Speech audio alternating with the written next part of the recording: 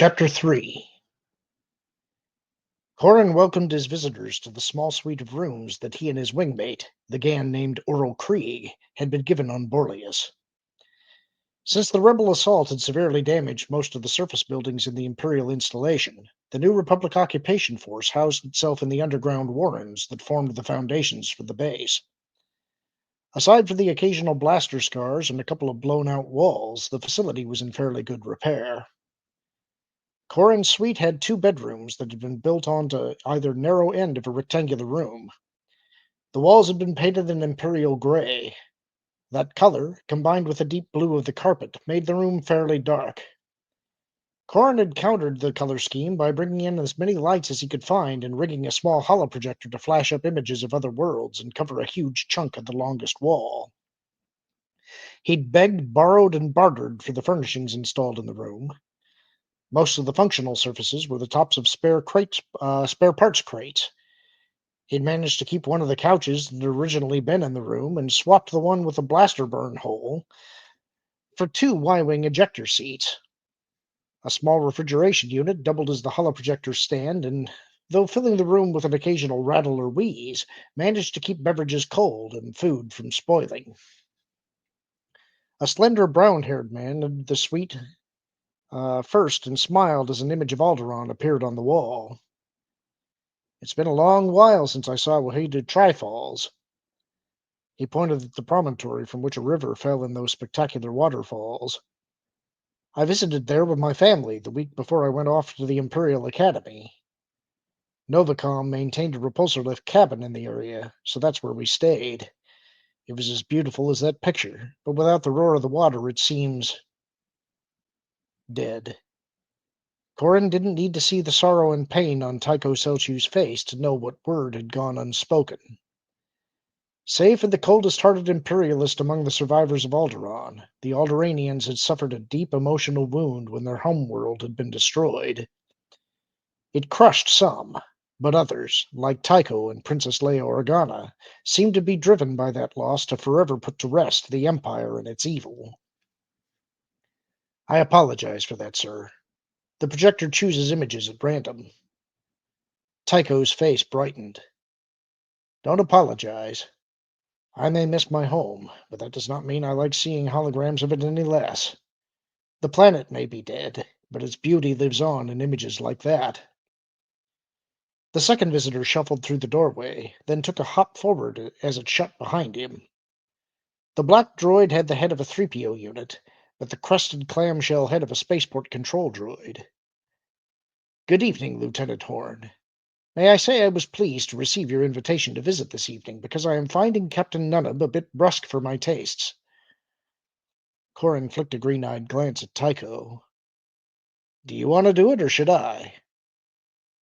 "Do what? May I help?" Tycho smiled. "We couldn't do it without you, Emtrey. Shut up." "Sir, I must protest." "Shut up." "But I—" "Shut up!" With Tycho's third repetition of the command, the droid's arms snapped to its sides and its head canted forward sharply until its chin almost touched its chest plate. At the base of its skull, back at the top of its neck post, a glowing red button became visible. Emtrey shook once as if hit by a blaster bolt, then stood still and, most remarkably, silent. "Every time I see that little routine, I'm amazed." Corran shook his head and waved Tycho to the couch. "I think I've gotten to the bottom of what's going on with him, though." "Great." Tycho sat down and turned to face away from the picture wall. "Tell me what you've got, or at least as much as you can." "Sure." A shiver worked its way down Corran's spine. A month previously, Tycho had reported that Emtrey, Rogue Squadron's M3PO unit, had exhibited odd behavior when told to shut up repeatedly. The droid had been acting strangely for a time before that, but no one had complained because he was talking less and had managed to cobble together some excellent exchanges on the black market and within the Alliance's Quartermaster Corps to get the squadron needed supplies. That behavior Corran had been able to trace to his suggestion that the droid scrounge some parts to fix his X-Wing. "I managed to track records back to right before the evacuation of Hoth." Emtrey was there, working for a lieutenant in the Quartermaster Corps. Her name was Laska or something like that. Anyway, she was having to work hard to try to build up stores after the losses at Darfur, and she wasn't having much luck. At that point in time, the defeat made things look bad for the rebellion, so resources began to dry up. Tycho nodded. I remember. We had a difficult time getting our equipment to function in the cold because we didn't have the proper conversion kits. It appears this Lieutenant Laska was getting killed on negotiations and wasn't getting the job done to her or Alliance Command's satisfaction. She wanted to create a database that would allow her to function like a commodities trader, but computer resources were limited and tied up coordinating things like defense. Apparently, the Alliance leadership wasn't too high on the idea of becoming a commodities exchange, so they forbade her from doing anything that ambitious and urged her to keep doing what she was doing. The Hoth base was supposed to be top secret. Tycho frowned. Setting it up as some sort of marketplace would have led to its discovery even earlier than Vader's tactic of using probe droids surveying worlds. That may be true, but this Lieutenant Laska appeared to think that without some sort of trade, the rebellion would run out of supplies. The base would remain hidden, but be out of everything that made it possible to rebel. In desperation, she had some techs cobble Emtrey together out of spare parts. She sliced some commodities brokering code together and burned it into some chips which were implanted into Emtrey. The brokering chips gave him a second personality that operates without the normal 3PO personality being aware it exists. The scrounger can be brought to the fore by asking it to scrounge something, or telling it to shut up, as you discovered. When you use that latter technique, the droid becomes a simple terminal that gives you access to all of its data. The man from Alderaan leaned forward and rested his elbows on his knees. What were the security precautions Laska took with this droid? I don't know, and I can't ask because she died on Hoth during the assault. Emtrey got off the planet and has been kicking around from unit to unit until we got him. No one else has learned about his secret until we came across it. I had Whistler do a basic diagnostic scan of Emtrey, and the scrounging circuitry is the only unusual stuff in there. I don't think he's a security risk. That's good. Tycho smiled. And it was good work getting the data from Hoth. Most of those files are still classified, aren't they? All of them are, but Whistler's got slicing code that can get him through low security stuff. Corran shrugged. Those files are easy to break, unlike the routines used to seal portions of your record. Tycho barely missed a beat. Good. I doubt there's much damage that could be done by people learning details about Hoth. My adventures, on the other hand, could cause problems. Corran made no effort to hide the surprise at Tycho's words. Aren't you angry at me for trying to crack your file? Tycho smoothed his light brown hair at the back of his neck. Anger isn't going to do me any good, is it? I might be a little disappointed, but not angry. Why disappointed? If there was something you wanted to know, you could have asked. Would I get a straight answer? Tycho blinked. Why would you think I'd lie to you? Corran jerked a thumb towards the closed door. There are 2 Alliance security officers at my door, correct? They're waiting to escort you back to your quarters, right? Yes. So? So General Sam thinks you're some sort of threat to the Alliance. Shouldn't that make me wonder about you? It could. Tycho shrugged his shoulders. Then again, you could think about what you know about me and decide for yourself if I can be trusted or not. Corran sat back and folded his arms across his chest. In his career with the Corellian Security Force, Corran had questioned all manner of people. Humans, aliens, and even the occasional droid. He'd always had a sense about who was telling the truth and who was lying to him. He'd gotten used to following that feeling, playing his hunches to find the chinks in the stories suspects used to build. From Tycho, he was getting no sign of deception, but what he didn't know about the man seemed to outweigh what he did know. There was no question that Tycho Celchu had been a valued and valiant member of Rogue Squadron from before Hoth until after Endor, Bakura, and dozens of other little battles. He flew an A-Wing in the assault on the second Death Star, and managed to draw pursuit away from Wedge and the Millennium Falcon. Well, after that, he had volunteered for a classified mission, and all trace of his records up to 6 months before he rejoined Rogue Squadron had been encrypted. The gap only amounted to 3/4 of a year, but it marked the end of trust in him by a host of Alliance figures. It seems Wedge Antilles was the only person who still had faith in him. Corran had only known Tycho for 6 months, but in that time, Tycho had repeatedly flown an unarmed Imperial shuttle into dangerous situations to recover pilots who had been shot out of their ships. On one of those occasions, he had saved Corran's life by providing him a data feed that let him target incoming TIE interceptors. It had been a brave thing to do, and one that could have gotten Tycho killed, but he took the chance to keep Corran alive. Despite owing Tycho his life not once but twice, Corran still had reservations about him. Tycho had been secretive about the gap in his record. Corran could have easily ignored that, but the ease with which Tycho had overpowered his security detail and slipped away from supervision on the second occasion when he saved Corran's life made Corran wary. He knew his suspicion was the residue of having been a Corsac officer whose father and grandfather had also served Corsac, and he'd hoped learning the truth about Tycho would ease his mind. The problem was that the only place he could learn the story would be from Tycho, who, for better or worse, had to be considered somewhat unreliable as a narrator. Still, it's better than unfocused suspicion. Sir, I have trusted you in the past, and I'll go on trusting you in the future because I've not seen you do anything wrong, and I apologize for trying to slice out your file. I guess having worked with Corsac has just honed my sense of paranoia. Not knowing why Sam has you under guard has that sense working overtime. But you'd still like to know what happened to me 2 years ago. Yes, sir. Fine. Tycho shrugged with resignation, but his voice carried with it some relief. It'll be good to share this with someone else, but it goes no further, right? Corran held his hand up. On my honor. Tycho fixed him with a crystal blue stare for a second, then nodded. I volunteered to fly a TIE starfighter into Coruscant. The Alliance impounded it at Bakura and modified it heavily to fill it with sensor packages.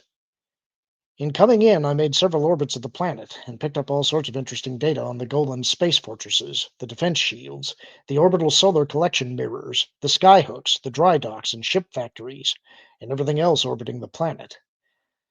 I then took the ship in, landed on Coruscant, and the data was downloaded. It was shipped out by various routes, and within 2 weeks I was asked to fly the eyeball back out, taking readings as I went, then hook up with the freighter and return to the Alliance. I knew getting out would be tough, but we had all the proper codes to get out, so I chanced it. And the imps got you. They did. 2 ion cannon blasts shorted every system I had in the ship, including the self-destruct. A Star Destroyer pulled me on board and I was captured. They hit me with a Stockley stun spray and I was out. When I finally awakened again, I was on a transport coming out of hyperspace. We grounded and I found out I'd been taken to Lusankia. Lusankia? You know it? Only by the most vague and nasty of rumors. It's supposed to be Iceheart's own private prison. Weird things happen to people there. Tycho nodded.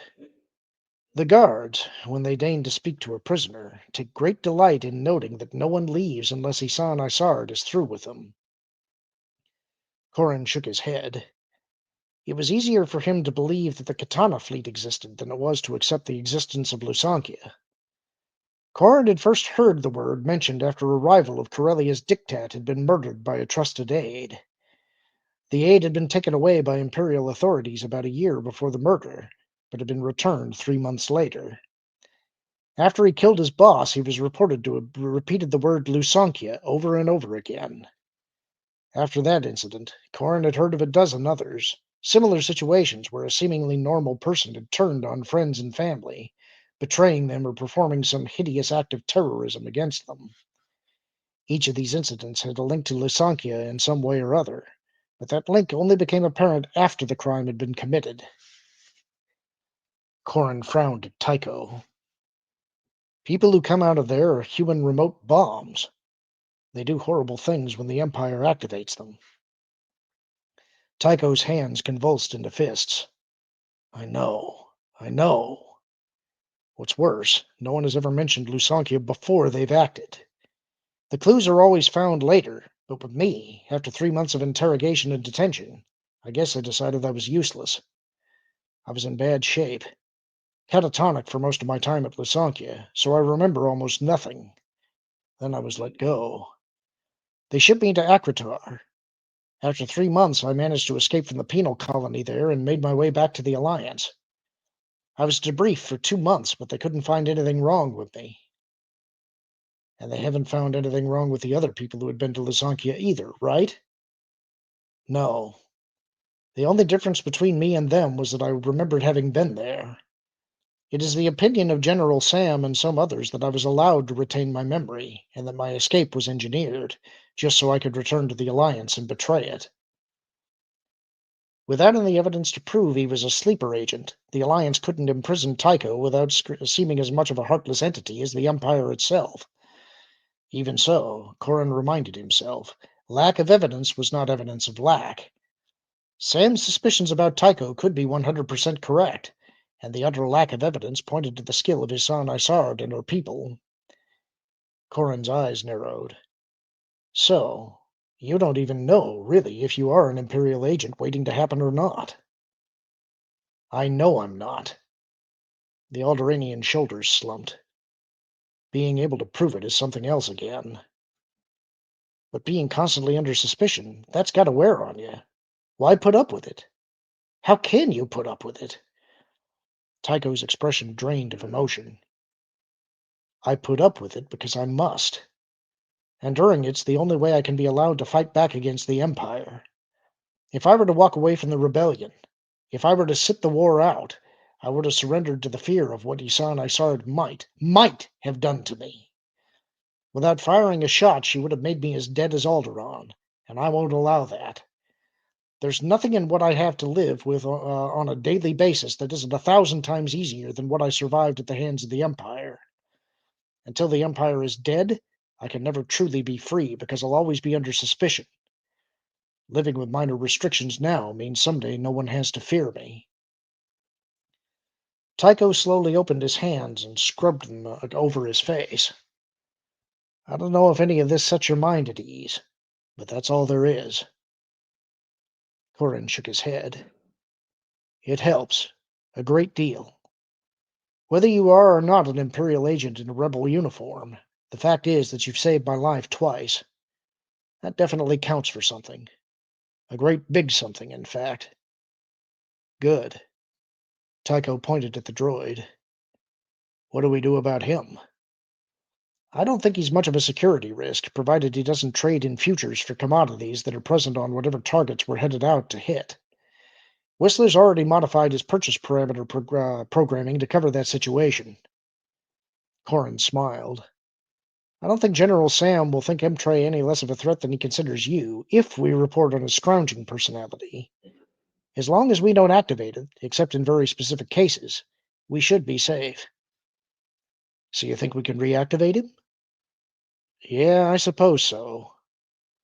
Corran stood and walked over to the droid. Brace yourself. He hit the button on the back of the droid's neck. Emtrey's head snapped back and locked at its proper position. The droid looked around for a moment or two, during which his elbows crept out away from his body. I don't know what got into me. Please, forgive my rudeness. The droid's head tilted to the right, and his eyes brightened. Did I miss anything? Corran slapped him on the shoulder. Nothing you'd find useful, Emtrey. We were just swapping gossip and repeating rumors that had no substance to them at all.